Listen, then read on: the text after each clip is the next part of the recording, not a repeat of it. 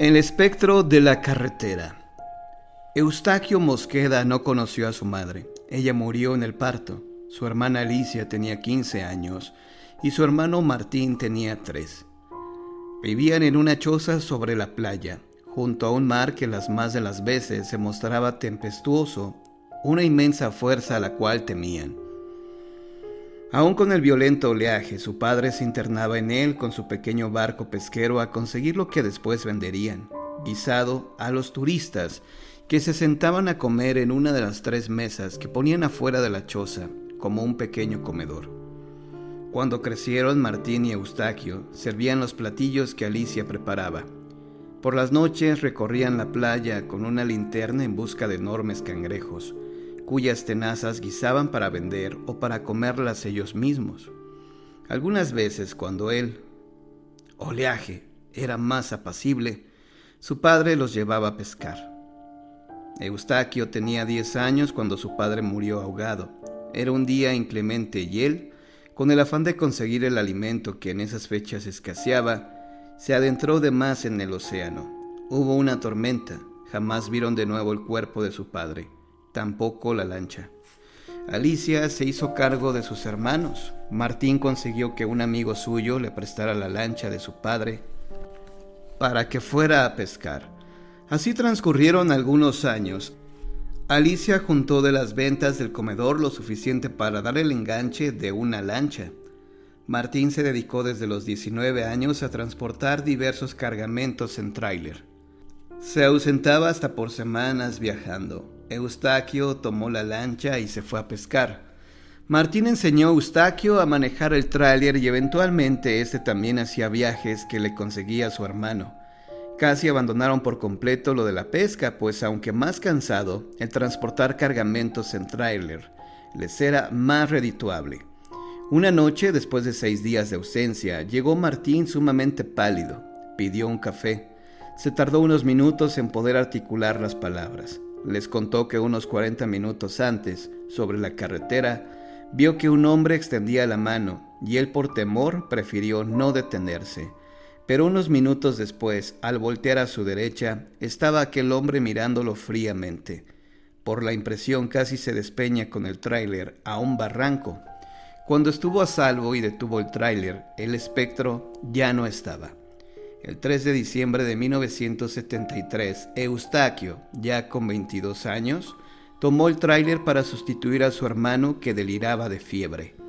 Transportaba toneladas de camarones y otros alimentos marinos inmersos en una abundante niebla común en la zona montañosa por la que pasaba. Solo que esta vez, extrañado, manejaba casi tiritando, como si la niebla arrastrara en su ascenso algo aterrador, algo funesto, o como si a través de la neblina se vislumbrara ya un suceso memorable, pero trágico. Inevitablemente, fue que empezara a recordar algunas cosas de ese raudal de inverosímiles historias fantásticas acerca de sucesos aterradores, teniendo como escenario una carretera, incluyendo lo que le había sucedido a su hermano 2 años antes. Su temor fue innegable cuando pensó en la terrible dificultad para ver y la supuesta cantidad de conductores fallecidos por ir hacia un hermoso puente que ahorraba algunos kilómetros de sinuosos caminos, y altamente peligroso en esas condiciones, una ilusión que se erigía como ardid de la muerte. Volteó violentamente a su derecha recordando los casos de unos niños al mismo tiempo enternecedores y aterradores, pues de pronto estaban a un lado del conductor, desnudos, preguntándole si los amaba, y si su respuesta le resultaba hiriente, lo descontrolaban para que cayera a un barranco. Creía ver siluetas fugaces entre la niebla sin saber si eran producto de su miedo o si éste era provocado por esas presencias espectrales, ya que nunca en las noches anteriores que había pasado por ahí lo habían envuelto nervios tan atroces. Pasó cerca de 40 minutos en ese tormentoso estado, anhelando regresar a su casa, hablar con su hermana mientras cenaban acerca de cómo aquel terror vano se lo había provocado él mismo, de cuánto detestó esa noche fungir como trailero. del fervor con el que invocó a un Dios en el que escasamente había creído, hasta que encontró un restaurante abierto cerca de un pequeño y enigmático pueblo. Se detuvo para beber algunas cervezas, deseando encontrar a alguien con quien pudiese platicar lo que había sentido. En el lugar solo estaban dos hombres decrépitos con un aspecto hostil, igual que la atmósfera del sitio, seguramente impregnada de su amargura, y un miserable balbuceando sobre su insufrible y etílica vida. A pesar de esto, se sintió reconfortado, bebió con calma 3 cervezas y salió. Ya a bordo del tráiler, no avanzó más de 1 kilómetro cuando entrevió un cuerpo a la orilla de la carretera. Era una mujer de oscuro cabello lacio, pálida, delgada. Extraño que estuviera sola a esa hora tan alejada del pueblo. Vaciló un momento y finalmente se detuvo. Le pareció inofensiva e irresistible. Abrió la puerta, pero en vez de subir, la mujer le invitó con gestos seductores a seguirle. Él, fascinado, no dudó en hacerla. Orilló el tráiler y bajó tras ella apresurado. A Eustaquio no parecía importarle que ella no contestara sus preguntas más que con gestos de un erotismo arrebatado. Tan fuerte y cegador era su deseo que no se percató de que habían entrado a un cementerio. Cuando lo hizo, la mujer estaba recargada en un sepulcro, de espalda hacia él, casi en el límite del cementerio, demarcado por una reja. Al instante regresó a él el terror que lo había atormentado minutos antes, pero tan intenso que lo debilitó. Apenas pudo preguntarle, tartamudeando, por qué lo había llevado ahí. Ella no contestaba. Por fin volteó. Eustaquio se paralizó al advertir que el antes hermoso rostro se mostraba ahora horroroso, las cuencas de los ojos vacías, la boca desdentada, y lo que antes era una sonrisa seductora, ahora era una mueca descompuesta y fantasmal. Las manos esqueléticas rasgaban sus mejillas. Después, el cuerpo atravesó la reja. Era un espectro. Eustaquio enloqueció por siempre y recluido en aquel hospital para enfermos mentales, con el rostro desencajado, lleno de espanto. Los visitantes se preguntan si ese hombre está condenado a vivir por siempre aterrado.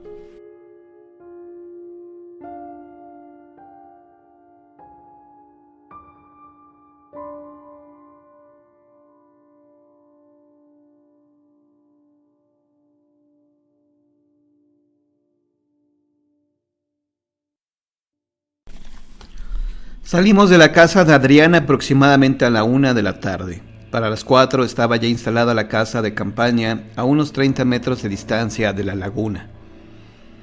La mayoría de los visitantes recogían ya su basura y las cosas de las que se habían servido para cocinar. Algunos niños todavía volaban sus papalotes. Un delgado manto de nubes encapotaba el cielo. El viento se sentía helado. Lo primero que hicimos después de estar instalados fue comer.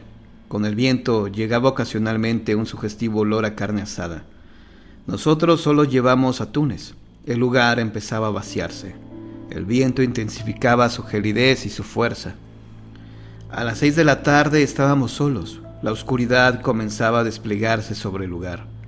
A lo lejos se difuminaba la última claridad del día.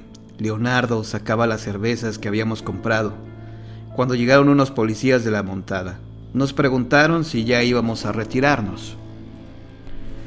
Dijimos que pronto lo haríamos. Por supuesto que mentimos. Afortunadamente no se dieron cuenta de las cervezas. No regresaron. Así que bebimos. Nos daba alegría ser los únicos humanos en tantos kilómetros. La noche ya había consumado su oscuro abrazo. Reíamos y hablábamos estrepitosamente.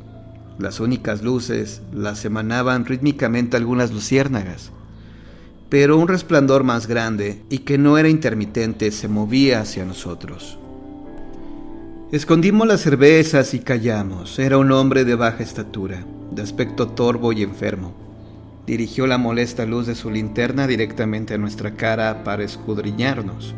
Comenzó a proferir palabras coléricas que ninguno de nosotros entendió. Jorge no pudo contener la risa que le causaron las palabras y los gestos furiosos del viejo. Ya no habló y se marchó deprisa. Entonces todos reímos. Pero el viejo regresó corriendo en pocos minutos cargado de una garrafa. La destapó y nos roció con lo que contenía, gasolina. Leonardo corrió hacia él y lo tiró con un golpe en la cara. Él dijo que nos calmáramos, que ese era un lugar muy peligroso y debíamos irnos. En su chamarra llevaba una antorcha. Seguramente pretendía quemarnos. Se fue corriendo. Nos quitamos la ropa que habíamos rociado y le echamos agua de la laguna. Mojamos también la casa de campaña.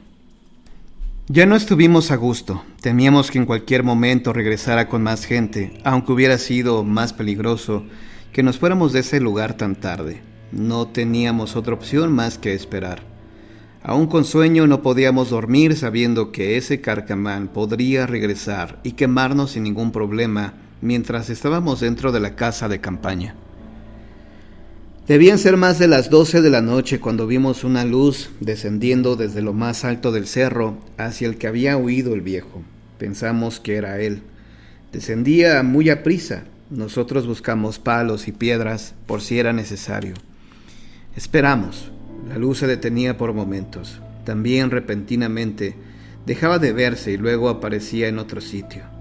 Así duró casi una hora. Llegamos a creer que ya no bajaría cuando la luz se apagó como por 15 minutos. Después la vimos de nuevo casi a las faldas del cerro. Nos miramos con miedo los unos a los otros. Se escuchaban ladridos, muchísimos ladridos. Alcanzamos a entrever a unos 40 metros a un hombre altísimo, robusto, acompañado de una jauría de enormes perros. Venían hacia nosotros. El hombre emitió un sonido raro, inhumano, y los perros comenzaron a correr gruñendo. Aterrados y sin tener más alternativa, les arrojamos las piedras que habíamos juntado. No era que falláramos en la puntería, pero misteriosamente las piedras nada les hacían. Los perros ya estaban a 2 metros de nosotros cuando el imponente hombre alzó los brazos. Pasaba toda nuestra vida por nuestra mente viendo el inminente e ineluctable ataque de los perros. Y desaparecieron. Eran espectros.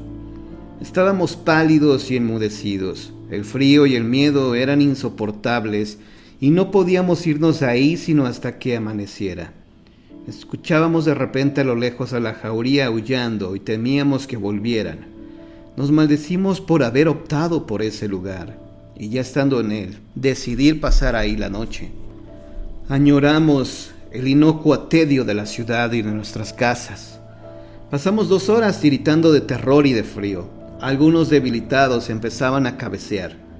El silencio era escasamente interrumpido por algunas palabras entrecortadas entre nosotros y el chirrido de algún grillo. Comenzamos a creer que los peligros habían cesado cuando se escuchó que algo emergía del lago. Aguzamos el oído. Era algo que nadie de nosotros había escuchado antes, como si caminaran sobre el agua. Se acercaba. Alcanzamos a divisar 2 pequeños puntos rojos que avanzaban. Salían del agua. Entonces le distinguimos una mujer de largo cabello oscuro, desnuda. Los puntos rojos eran sus ojos. Creímos que era un espectro. Le miramos asombrados. Tras de ella emergieron aquellos feroces perros, avanzando hacia nosotros. De manera amenazante, temimos lo peor. Los perros atravesaron nuestro cuerpo. Azorados, observamos que avanzaron hacia el monte, donde se reunieron con el hombre gigantesco y el pequeño hombre que amenazó al quemarnos. A la mañana siguiente nos alejamos de aquel lugar, quedando dentro de nosotros la sensación de una fuerza sobrenatural.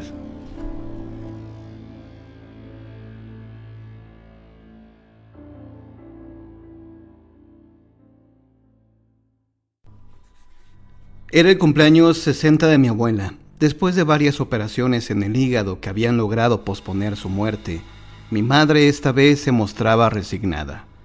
Mi abuela llevó una vida difícil, fue criada en un orfanato. Ni siquiera pudo saber cómo llegó ahí. Cuando salió se hizo alcohólica. Para comer y sobre todo beber, se prostituía. Estaba llena de ese odio que sigue irremediablemente a tantas llagas hechas en un cuerpo inerme. Mi abuelo, también alcohólico, se quitó la vida sin saber que ya había engendrado a un ser que contrastaría con el rencor que emanaba mi abuela. Ella hizo sufrir a mi madre con saña, casi complaciéndose en ello. Aún con eso mi madre la amaba y quiso llevarla a una playa antes de que muriera. Sabía de la posibilidad de que esto ocurriera en el viaje. Fuimos a Catales, una playita situada a 3 horas de distancia en auto de la ciudad en la que vivíamos en ese entonces. Para la noche del segundo día, ahí mi abuela ya agonizaba. El médico se retrasó. Cuando llegó, mi madre lloraba estrepitosamente. Mi abuela no daba más síntomas de vida. Después de revisarla a él, lo confirmó. Ya no respiraba. Yo tenía 9 años. No me producía mucha tristeza lo de mi abuela. Más bien la aborrecía. Su inmenso rencor, que se transformó en amargura, fue como una muralla alrededor de su cuerpo, que le impedía tanto emanar amor como recibirlo. En cambio, la imagen de mi madre afligida, preocupada e impotente me entristecía en demasía. Ella no sabía qué hacer, no teníamos dinero para pagar los servicios de una carroza que trasladara el cuerpo hasta la ciudad.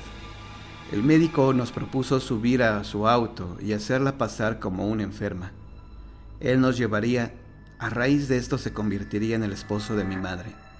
Pasamos sin problemas por las casetas, por supuesto él manejaba. Mi madre iba a un lado, oscilando entre el horror y la congoja. Atrás iba yo reacomodando frecuentemente el cuerpo de la abuela. Anochecía. Miré el decrépito rostro, la piel ya formaba pliegues, cubierta por innumerables manchas amoratadas. Aún podía percibirse la tristeza subyacente bajo todo ese odio. Me pareció conmiserable. Repentinamente creí ver que sus dedos se movieron. Me alejé desconfiado. ¡Mamá! ¡Mamá! ¡Se movió! ¿Cómo que se movió? Saúl, el médico, frenó bruscamente. ¡Movió los dedos! No estés jugando con eso. A pesar de que no me creían, la miraron con recelo. Entonces se irguió por un movimiento violento. Yo grité. Cuando todos la miramos horrorizados, imaginando tal vez una posesión diabólica, ella solo dijo: «Ya llegué». Le dijo a mi madre que su desconsuelo no le había permitido morir, pero su salud no mejoró. Un mes después estaba agonizando de nuevo. Era un jueves. Me llamó para preguntarme la hora. Las 4:05. «Trae a tu madre y quédense los dos aquí, porque muero en menos de 2 horas». Ahí estuvimos y en efecto murió 2 minutos antes de las 6 de la tarde de un jueves de febrero, como si ese misterioso tiempo en que parecía muerta, alguien le hubiese concedido un mes más de vida y le hubiese revelado el momento exacto en que moriría.